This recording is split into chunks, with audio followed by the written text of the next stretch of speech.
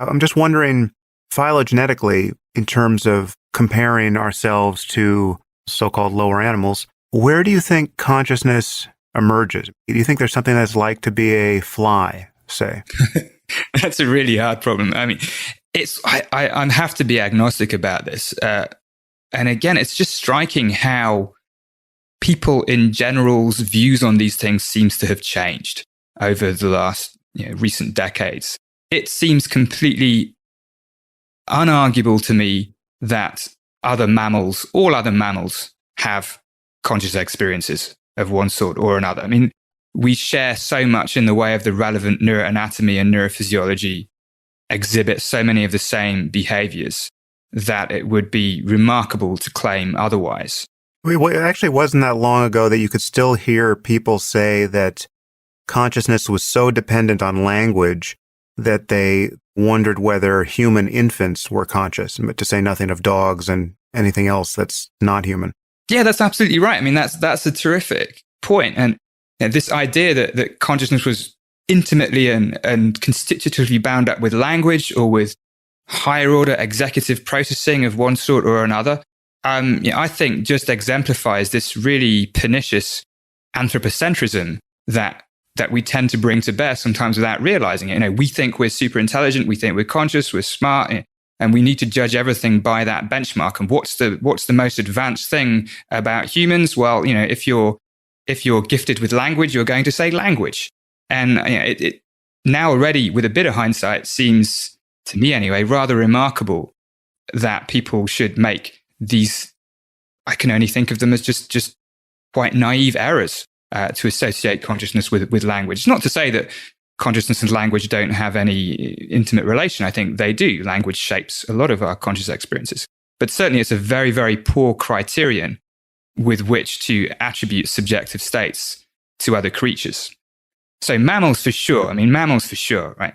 But that's easy because they're pretty similar to humans and primates being mammals. But then it gets more complicated, and you think about birds diverged a reasonable amount of time ago, but still have brain structures that one can establish analogies, in some cases homologies, with mammalian brain structures. And in some species, scrub jays and corvids generally, pretty sophisticated behavior too. It seems very possible to me that birds have conscious experiences. And I'm aware, underlying all this, the only basis to make these judgments is in light of what we know about the neural mechanisms underlying consciousness and the functional and behavioral properties of consciousness in mammals.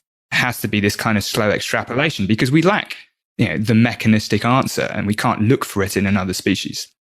But then you get beyond birds and you get out to, I then like to go way out on a phylogenetic branch to the octopus, which I think is an extraordinary example of convergent evolution. I mean, they're very smart. They have a lot of neurons, but they diverged from the human line, I think, as long ago as sponges or something like that. I mean, really very little in common.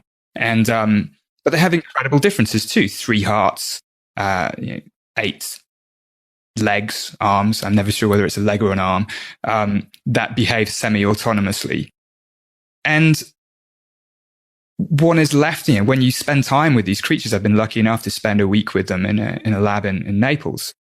You certainly get the impression of another conscious presence there, but of a very different one. And this is also instructive because it brings us a little bit out of this assumption that we can fall into that there is one way of being conscious and that's our way.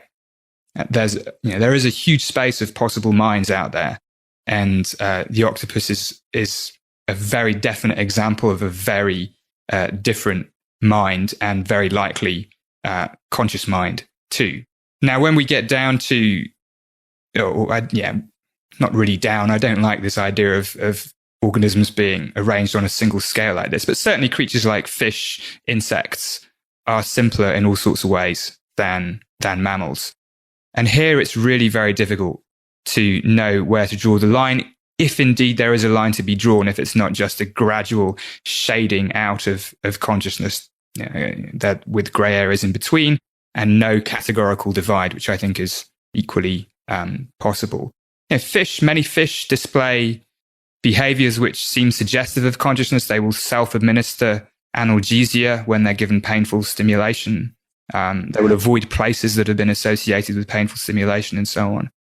Here, things like the precautionary principle come into play, that given that suffering, if it exists, conscious suffering is a very aversive state and it's ethically wrong to impose that state on other creatures, we should tend to assume that creatures are conscious unless we have good evidence that they're not. So we should put the bar a little bit lower in most cases.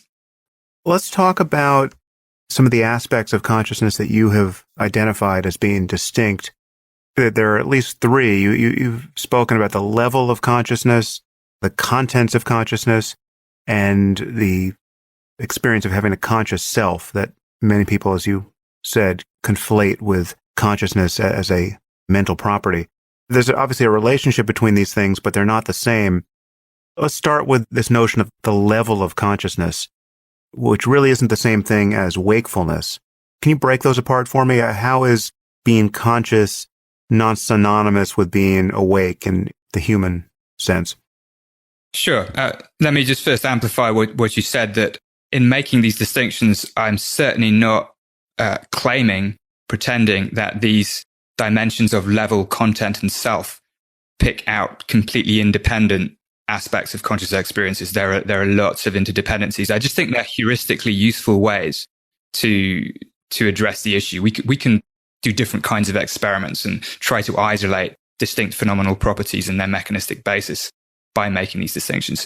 Now, when it comes to conscious level, I think that the simplest way to think of this is more or less as a scale. In this case, it's from when the lights are completely out, when you're dead, brain death, or under general anesthesia, or perhaps in very, very deep states of sleep, all the way up to vague levels of awareness, which are similar, which correlate with wakefulness. So when you're very drowsy, to vivid, awake, alert, full conscious experience that I'm certainly having now. I feel very awake and alert, and my conscious level is kind of up there.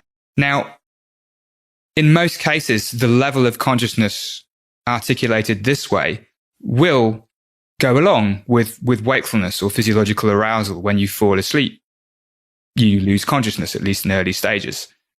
But there are certain cases that exist which show that they're not completely the same thing on both sides. So you can be conscious when you're asleep. Of course, we know this. This is called dreaming. So you're physiologically asleep, but you're having a vivid inner life there. And on the other side, and this is where consciousness science, the rubber of consciousness science, hits the road of neurology, you have states where behaviorally you have what looks like arousal.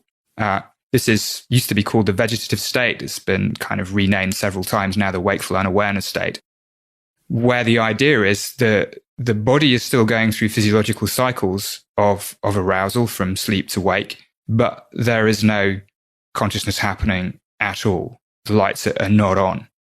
So these two things can be separated. And it's it's a very productive and very important line of work to try to isolate what's the mechanistic basis of conscious level independently from the mechanistic basis of physiological arousal. Yeah, and a few other distinctions to make here. So also, general anesthesia is quite distinct from deep sleep, just as a matter of neurophysiology. Certainly, general anesthesia is nothing like sleep at certainly deep levels of general anesthesia. So whenever you go for an operation and the anesthesiologist is trying to make you feel more comfortable by just saying something like, yeah, we'll just put you to sleep for a while and then you'll wake up and it'll all be done, they are lying to you for good reason. It's kind of nice just to feel that you're going to sleep for a bit. But the state of general anesthesia is very different. And for very good reason. If you were just put into a state of sleep, you would wake up as soon as the operation started, and that wouldn't be very pleasant. It's surprising how far down you can take people in general anesthesia, almost to a level of isoelectric brain activity where there is pretty much nothing going on at all, and still bring them back. And many people now have had the non-experience of general anesthesia. And in some weird way, I now look forward to it the next time I get to have this, because it's a very it's almost a reassuring experience, because there is absolutely nothing. It's complete oblivion. It's not, when you go to sleep as well, you can sleep for a while and you'll wake up and you might be confused about how much time has passed, especially if you've just flown across some time zones or stayed up too late, something like that. Might not be sure what time it is, but you'll still have this sense of some time having passed. Except we have this problem, or some people have this problem, of anesthesia awareness, which is every person's worst nightmare if they care to think about it, where people have the experience of the surgery because for whatever reason the anesthesia hasn't taken them deep enough, and yet they're immobilized and can't signal that they're not deep enough. Oh, no, absolutely. But that's a failure of anesthesia. It's not a characteristic of the anesthetic state. Do you know who had that experience? You've mentioned him on the podcast. Really? Francisco Varela. Oh, really? I didn't know that. I did not know that. Yeah. Francisco was getting a liver transplant and experienced some part of it. Well, that's pretty horrific. Could not have been fun. Yeah. Of course, because the thing there is, under most serious operations, you're also administered with a muscle paralytic so that you don't jerk around when you're being operated on. And that's why it's particularly nightmare scenario. But, if anesthesia is working properly, certainly the times I've had general anesthesia, you start counting to 10, or start counting backwards from 10. You get to about 8, and then instantly you're back somewhere else, very confused, very disoriented. But there is no sense of time having passed. It's just complete oblivion.